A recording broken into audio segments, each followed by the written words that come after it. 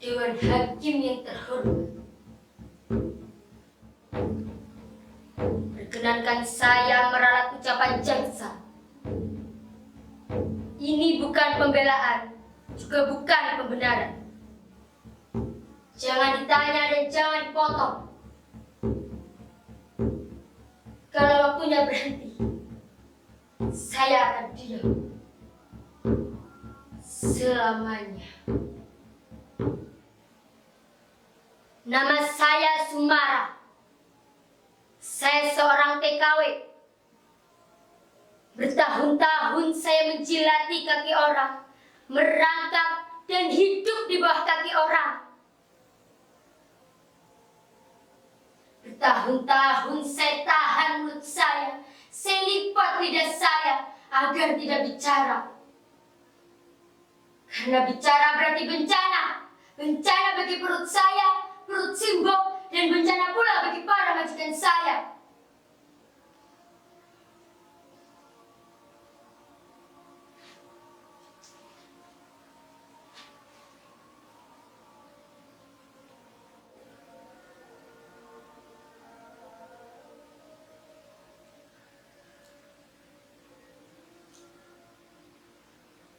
Dari kecil,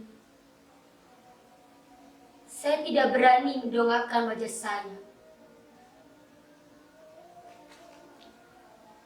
Apalagi di Karangsari, desa tempat saya dilahirkan.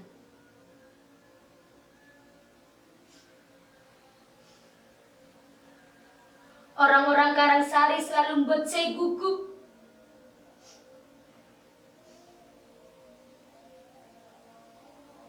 Dengan tatapan tajam mereka dan bisik-bisik mereka.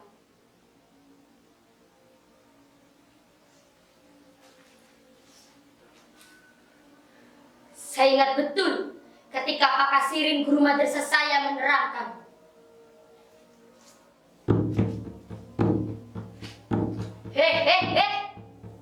Rumoke. Pembunuhan para jenderal itu dilakukan oleh sekelompok orang yang sangat keji, yang tergabung dalam organisasi PKI. PKI itu benar-benar biadab. Untuk itu dilarang dan dihapus berkembang lagi. Seluruh antek PKI harus dihukum. Rini, tak kandeng. Bapak Sumarah iku PKI. Sia marah sing genah. Mata kerungu kono. Oh, dikandani gak teli kon iku. Lah wong biyen Bapak Sumarah iku baru mulih teko Langgar, mora-mora diseret tentara karo Pak Lurah. Mangkane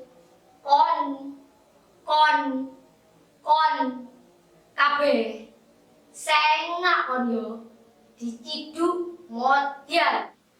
Aduh. Mak cerimwe.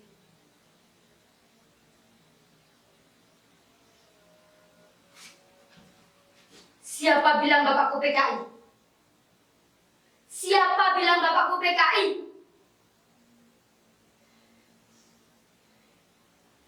Bapakku bukan PKI.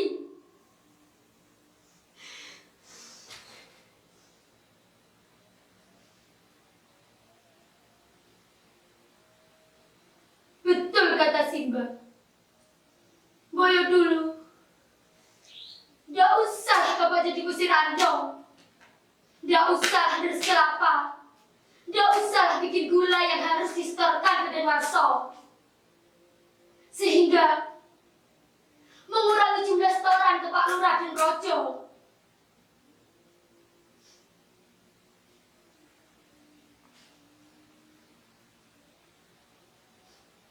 Lihat akibatnya.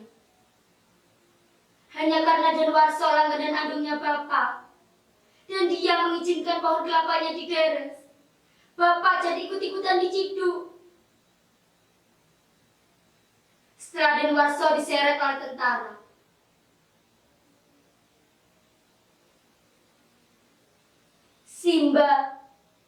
Simbo, Yudasri, dan Bang Rohiman sudah tidak pernah lagi bertemu Bapak.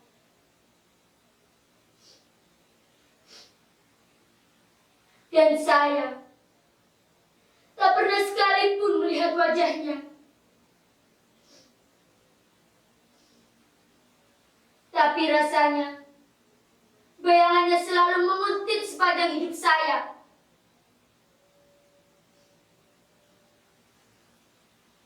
Pada suatu kesempatan, saya bekerja pada seorang juragan beras di kota kabupaten bernama Bu Jurwati.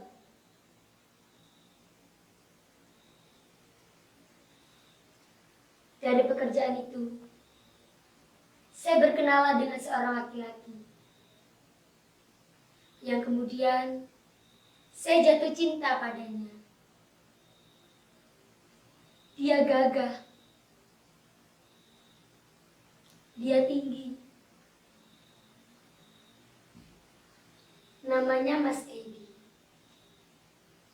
Dia seorang tentara.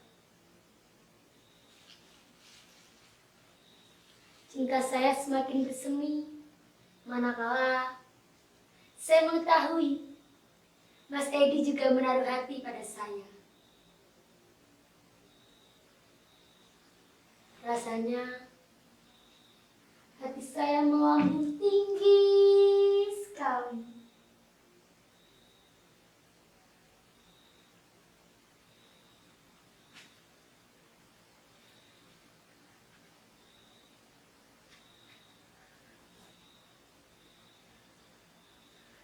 Tapi untuk kemudian jatuh dan terpelanting ke jurang yang curam. Saya tidak mungkin meneruskan hubungan saya dengan Mas Edi. Saya tidak mungkin membumikan impian menjadi istrinya. Mas Edi mundur teratur setelah mengetahui sejarah keluarga saya. Sebagai seorang tentara, haram jadah jika memiliki istri seperti saya.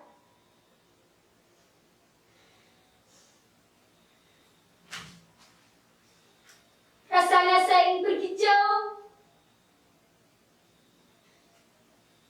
mencari tempat di mana bayangan Bapak tidak dapat menguntit lagi.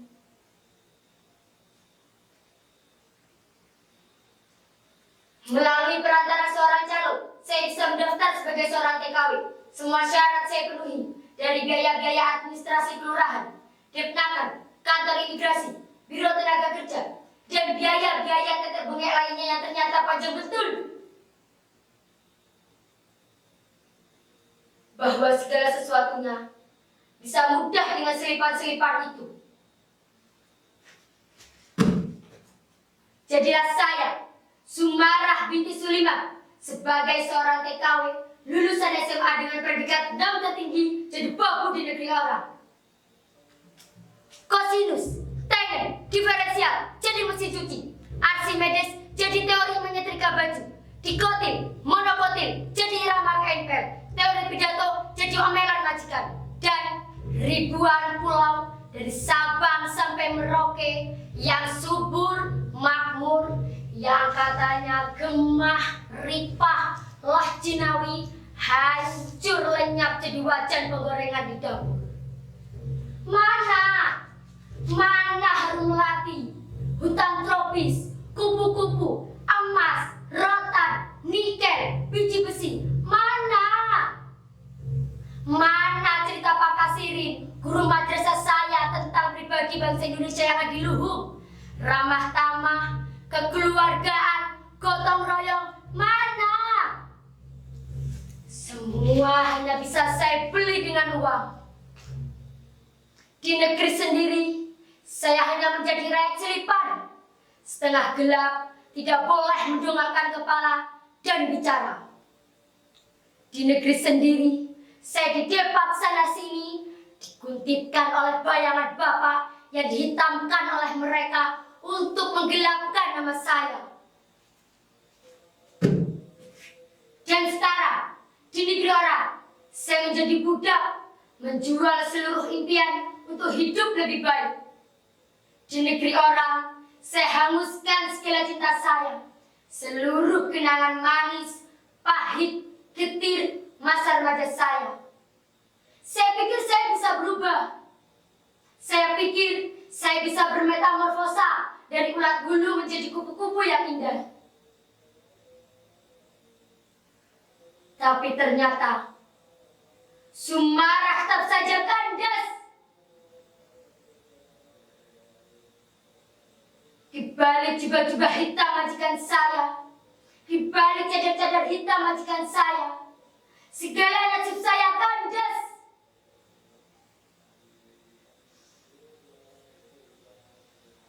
Saya disiksa. Gaji saya setahun hilang dengan alasan untuk administrasi yang dicari-cari.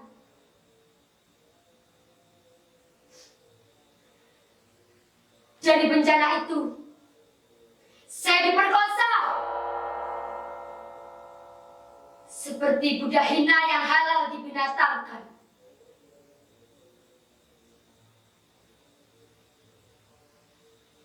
Bertahun-tahun di negeri sendiri, saya hanya menjadi rakyat selipan. Dan sekarang, di negeri orang, apakah saya masih dimelatakan? Tidak. Majikan itu, saya bunuh.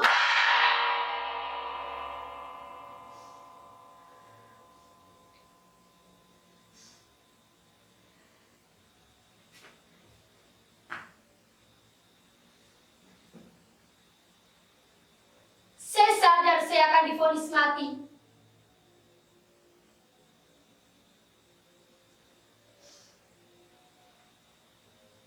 Saya tidak butuh pembela. Saya tidak butuh penasihat hukum. Tidak usah saya dipulangkan dan diadili di negeri saya. Persoalan akan menjadi jauh lebih rumit. Karena tidak ada yang bisa dihisap lagi dari seorang babu seperti saya. Kematian adalah kelahiran yang kedua. Untuk apa berkelit, kalau memang itu sudah winara dalam hidup saya? Seorang Suliman, meski tidak logis di PKI-kan, tapi jika membelanya berarti ancaman bagi jabatan, ancaman bagi perutnya.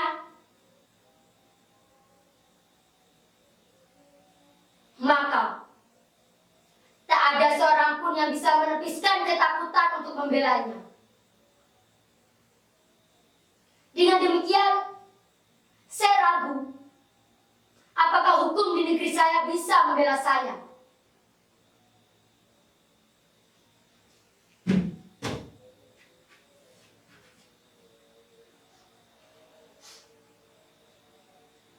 Dewan Hakim yang terhormat, inilah saya, Sumarah binti Suliman, siap mati karena saya orang Indonesia.